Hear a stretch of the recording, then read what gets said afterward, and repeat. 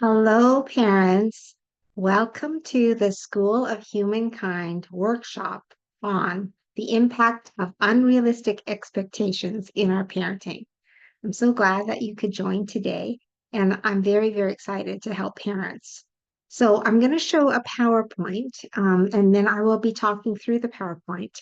But at the end, I want to leave time for questions for you parents. So, if you have any questions during the workshop, you can write them down. And then at the very end, I will give you time to ask any questions that you have on the presentation. Okay, so I'm going to share my screen. Okay, so from the beginning, we'll start. Okay, so um, School of Humankind, Unrealistic Expectations in Parenting. And I'll just do the slideshow from the beginning so you can see the full screen. Okay, here it is. Okay, so I want to just tell you about me first before we delve into the topic. So my name is Alvares. I'm a parent coach, a teacher, a school counselor, and the mom of two. And my children are 24 and 14 years old. So I've been through the teenage years with my oldest, and I'm going through the teenage years currently with my youngest son. And I have a passion to help parents break the cycle of their childhood if they experience childhood pain and learn to become a relational parent because I've learned that relational parenting actually works. And it is where our children can actually really, really thrive. But I'll tell you a little bit more about that after. Okay.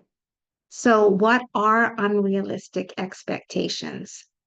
These refer to like high standards and demands that we put on maybe ourselves and on our children that maybe they're not ready for, or they're not at the developmental stage that they can do those expectations. And a lot of times it revolves around academic achievement, doing well in school, getting A's, doing all of the hard courses. It might be about behavior, that they're not supposed to be silly. They're supposed to behave all the time. Or it might be about their personal achievements, that you want them to make a certain league in hockey or advance in basketball or something like that. Maybe it's a scholarship. You put a lot of pressure on getting scholarships. So, personal achievements, these are high expectations, and maybe they are unrealistic because maybe your child is not ready or doesn't want to do those things. So, that's how we know.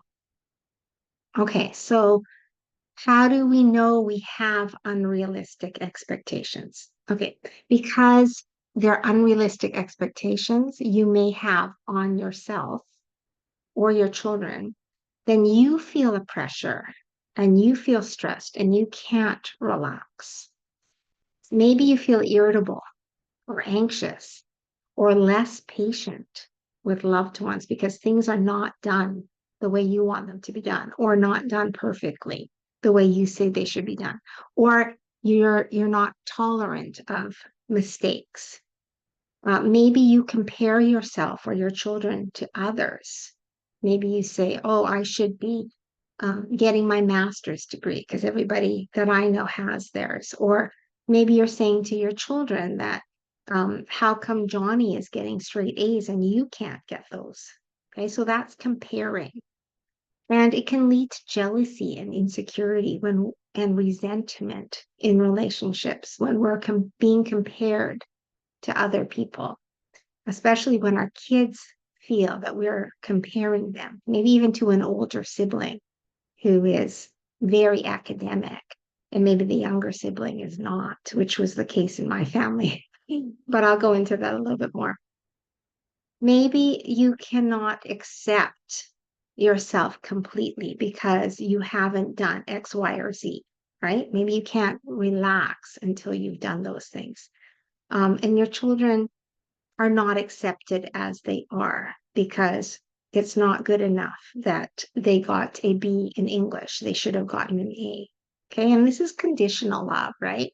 When we are evaluating our children from their performance, then that is conditional love. Unconditional love is no matter what you do or how you behave, we love you.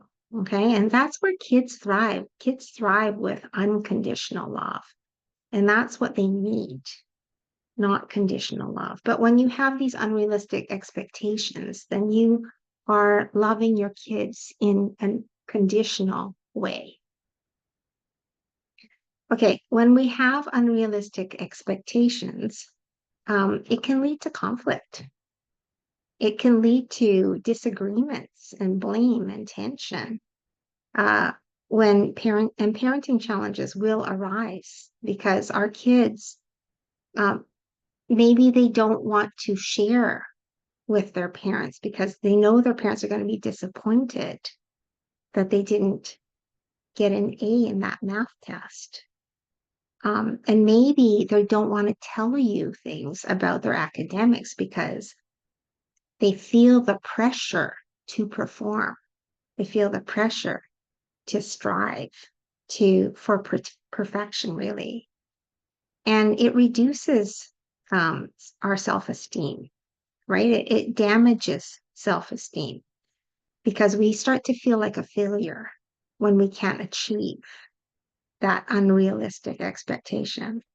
We feel inadequate, and it affects our confidence and our kids' confidence and their mental well-being and their ability to maintain healthy relationships, because now we don't have healthy relationships when we are placing demands on our loved ones and even on ourselves. We're not having a healthy relationship with ourselves when we have these high expectations that we cannot meet. And we might be neglecting our individual needs. We might be prioritizing meeting these expectations over our own personal needs and desires. We have a to-do list that needs to be done before bed, and we're going to do it even though we're super tired. What's the need? The need is to sleep. The need is to take care of yourself. But you neglect your needs because you have these unrealistic expectations of yourself or your children. And this leads to burnout and resentment, which can strain relationships.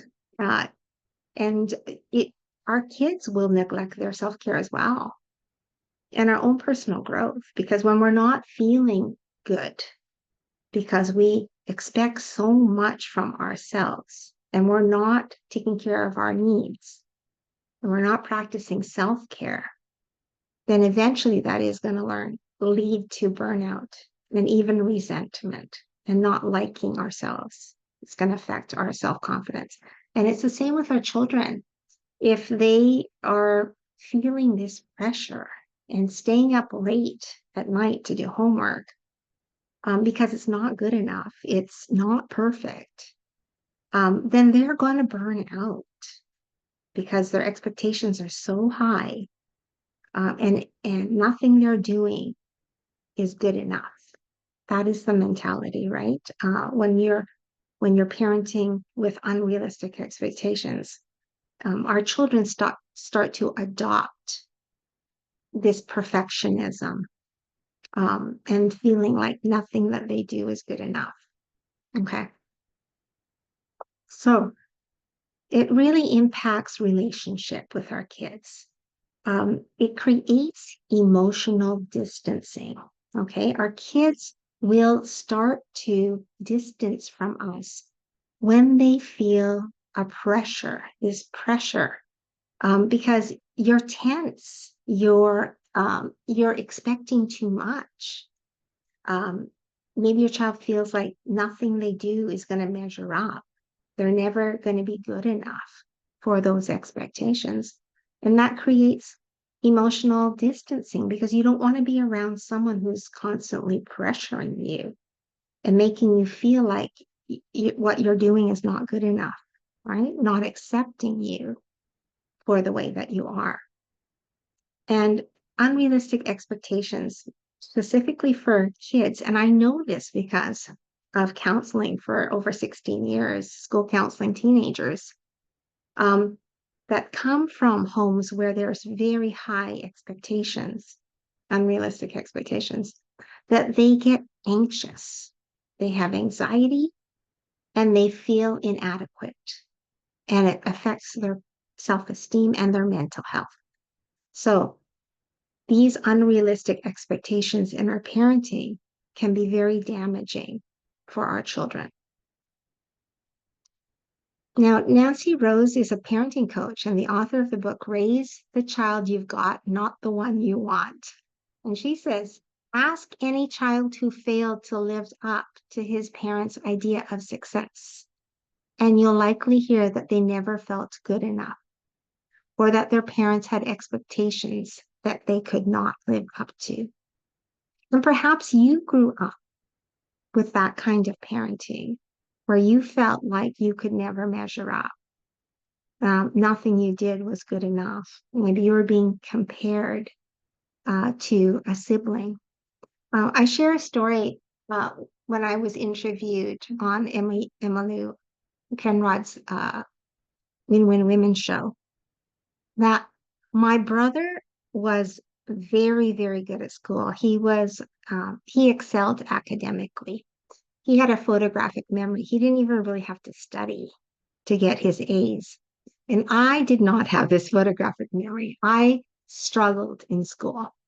I had to work hard for my C pluses, right? So I felt very inadequate. And then growing up, my mom placed a lot of importance on my brother's academic ability. Like she praised him, she looked at his report card, but she never looked at my report card. She never gave it any attention. And I had the message as a child that I'm not good enough, that I can't measure up to my brother's abilities, right? My mom didn't say it directly, but I felt that as a kid, that I wasn't as smart as him. So that is what I'm talking about when we are parenting, that we might be coming from that place, that our parents gave us the message that your work isn't good enough, or you can't measure up, or you're inadequate, right? Maybe not intentionally, but that's the message we gave ourselves as children. So having unrealistic expectations affects our kids. How does it affect our kids? They might be perfectionists. They might feel like their work has to be perfect or they will not turn it into the teacher. And they might work hours and hours and hours to make it perfect. I'll tell you, my oldest son, when he was in school, he was turning into a perfectionist. And I realized that he was only in grade 5, but he would stay up late to do schoolwork. And he didn't like his work. He had like crumpled papers in his room. And I would go to his room and say, what's going on? How come you're still, doing your schoolwork? And he'd say, oh, Mom, it's not good enough.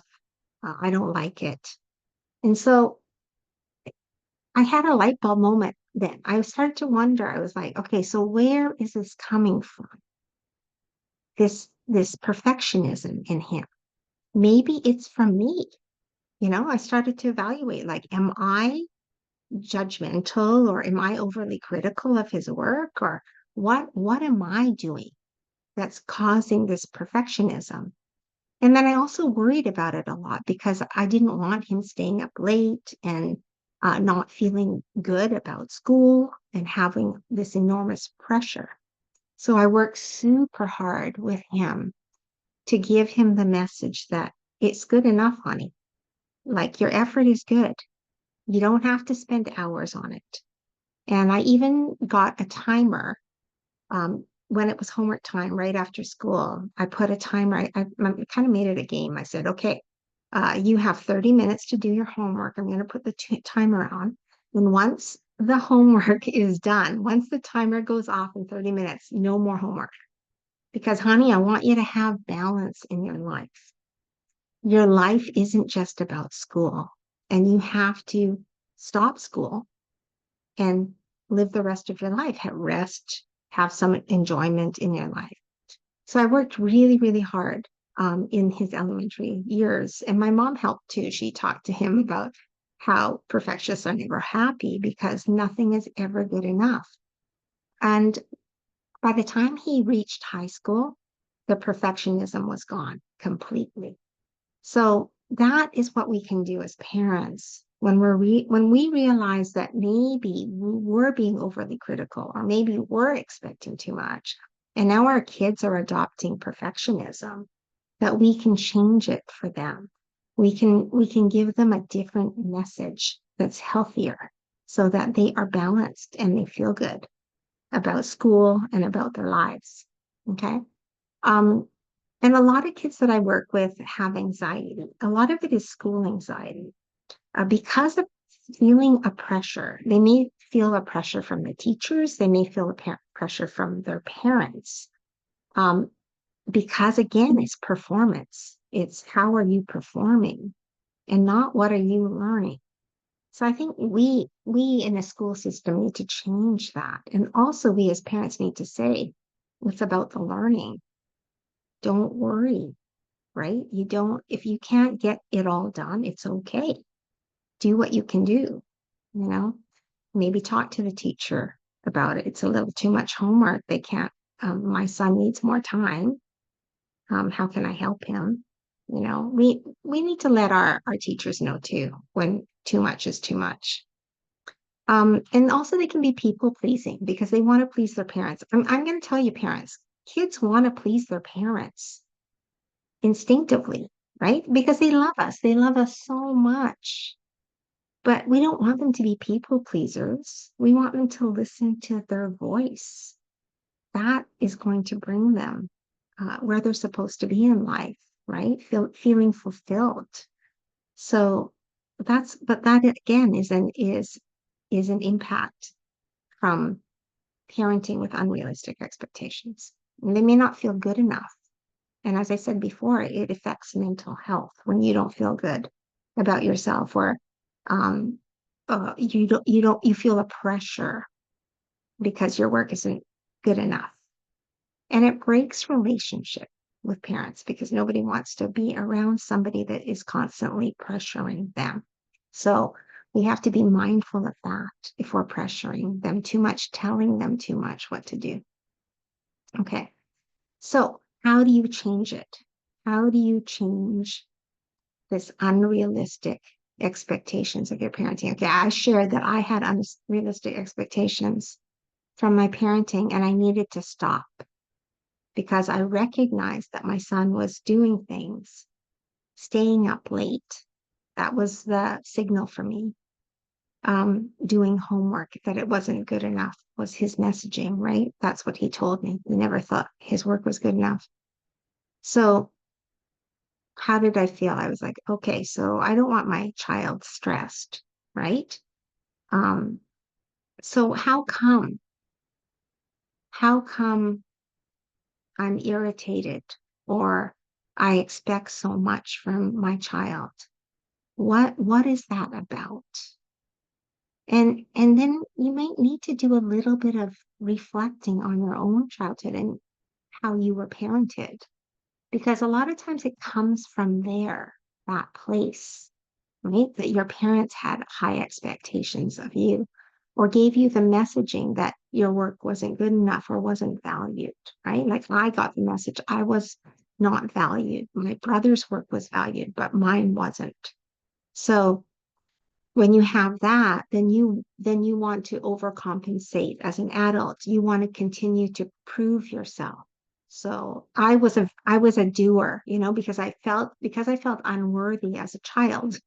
Then I, as an adult, overdid, took every course, learned everything I could. I couldn't relax. And that is part of having that kind of childhood experience. What I would call is childhood pain, right? Because you didn't feel like you were good enough. And so you pass that to your kids because you want them to excel. But we have to look at our child. We have to ask our child, how are you feeling? How do you feel about school? Is it too much? We have to ask them because they will tell us. And the goals that they have should be from them internally, what they want to do, because then there's no pressure. When you want to do something, when you want to meet a goal, then it's not coming from someone else. It's coming from internal inside. We want our children to listen to that voice, and to go for their goals. And we are the support, not the pressure, right? And ask yourself what you're asking for. Is it reasonable? Is it reasonable for your child to get straight A's? Is it reasonable for your shy child to talk to everybody? Maybe not. Maybe they're not ready, right? We can't push our kids into what we want if they're not ready, right? I tell this to parents a lot because your child is born the way they're born, right? They might be extroverted or they might be introverted, and we accept our children the way they are. My children are night and day; they're totally different from each other. And so I accept each one as they are. They're not supposed to be a carbon copy of each other. And just because your child is shy doesn't mean they're always going to be shy. So we have to stop parenting with fear. And we have to say to ourselves, maybe that's an expectation that is unrealistic, that they are popular with everybody when they're shy. Okay. So where do our unrealistic expectations come from? Well, they come from our thinking, our thoughts, right? Like, oh, they should be getting A's. This is should be's, right? They should be making friends. They should be talking to everybody, right? It's the should be's that are affecting the way that we're behaving. So we have to look at those thoughts because the thoughts create the feelings, right? They should be talking to everybody and being popular and social, right? So, but they're not. So now you feel anxious about it and you feel fearful. Like, oh, are they ever going to have friends? How is that going to work? Like, are they going to be like this all the time? And so this parenting, this thought creates fear, these feelings of fear with our kids and in our parenting. And it could be our childhood experiences. We have to reflect on our own childhood experiences. Did our parents parent with fear? Because if they did, then we might parent with fear with our children. And where did these feelings of not good enough come from? Did they come from a time in your childhood? And you still carry that. And that's why you're a doer. That's why you're excelling. That's why you want your kids to be overachievers, right? Because you didn't feel good enough. So we have to think about our thoughts, our childhood experiences, and then if we have these feelings of not good enough, we have to work on ourselves, right? Because we don't want to pass that down to our kids. Okay. How do we change to having realistic expectations of our kids? It's really important in a healthy relationship. I talk a lot about unhealthy and healthy relationships, right? It's really important that we set realistic expectations for ourselves as well as others. Like on some days, we might have a lot of energy and then we can do lots. And other days, we might not feel good. And then we need self-care and we need to not expect so much from ourselves. And it's the same thing with our kids. There's going to be times when they're super energetic and can achieve a lot. And there's going to be times where they want to chill. They want to relax. And we need to give them that space because we want them to adopt self-care as well. And then we need to communicate openly about what we need. I need to rest. I'm irritable. I know I overdid today. I worked out really hard at work and I'm tired. I need 5 minutes just to lie down, maybe 15 minutes to lie down. And taking care of yourself and having boundaries, not We're not machines where we have to keep going and keep going. We can take breaks, have boundaries, and take care of ourselves. And then we also need to practice acceptance and empathy. We need to accept our kids the way they are, not compare them to others. Um, Realize that they come with their own unique gifts, and maybe they want to foster those gifts. And then we support them, right? We're not putting pressure. We're supporting their ideas, their goals, their wishes. Okay. And we have empathy if they're struggling. Like, it's okay, honey, if you didn't pass that math test. There's going to be another math test. What do you need from me? Do you want me to get you a tutor to help you? What would help? Do you see that's a different conversation than this demanding, that you didn't study enough, right? And it just makes our children feel bad about themselves. Understand that everyone has strengths and limitations, and that imperfection is natural and it's part of being human. We're going to make mistakes. We're not going to be perfect. No, there's no perfect parent out there. I'm not a perfect parent. Nobody is a perfect parent. Okay. So we have to be empathetic with ourselves. We make mistakes. We learn. We apologize. We try to do better. And that is how you build relationship.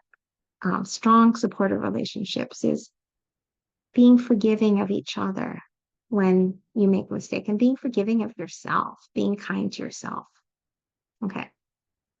So goes on to self-compassion and self-esteem. This is really, really important for parents and also for our children to also have self-compassion, okay, and self-esteem. Now, they're two related, but self-compassion is how you are treating yourself. Are you treating yourself with kindness and understanding and acceptance? Do you realize that you cannot be a machine and you can't just keep going, and that you need to take moments for a rest? And if you fail at something, if you didn't get it right, if you made a mistake, that you're okay with yourself, that you give yourself kindness, because you don't have to be perfect, right? You're trying. Acknowledge that you're trying. That's self-compassion. And self-esteem is how do you feel about yourself overall? How do you feel about your work and your confidence in your abilities? I'm going to say, when we're confident, our kids will pick that up. They will come to us because they know mom can handle it. She's confident. Dad can handle it. He's confident, right? So it is a way of being around our kids, and it's also for ourselves to understand that we have abilities and achievements, and we can honor those and feel good about ourselves with that. And that is really working on your self-esteem, right? We didn't get it maybe as children, but we want to have good self-esteem as adults because it makes us better parents, right? So that's why it's so important to delve into your feelings of self-worth and fix it. Fix yourself, help yourself to feel good. Be around people that make you feel good about you. Be around healthy, good people, good friends that make you feel good, and recognize your value. That is going to really help you in your parenting. All right. So that is the end of the presentation. And now I'm going to stop the sharing and offer up questions for you parents. Any questions, I'm happy to answer. And I just want to say thank you for joining today. Thank you to School of Humankind for hosting this event. And I have another event coming up on bullying next week. So parents, you're welcome to join that as well. And if you want to work with me, there is a course that I offer, course and coaching together. It's on the School of Humankind website. And so you can find it under my name. And reach out, contact me. If you need more support, I am here for you. All right, so now it's time for questions. Thank you so much, parents. Take care.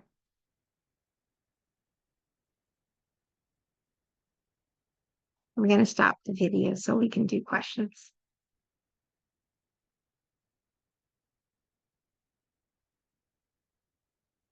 Where is it? Here.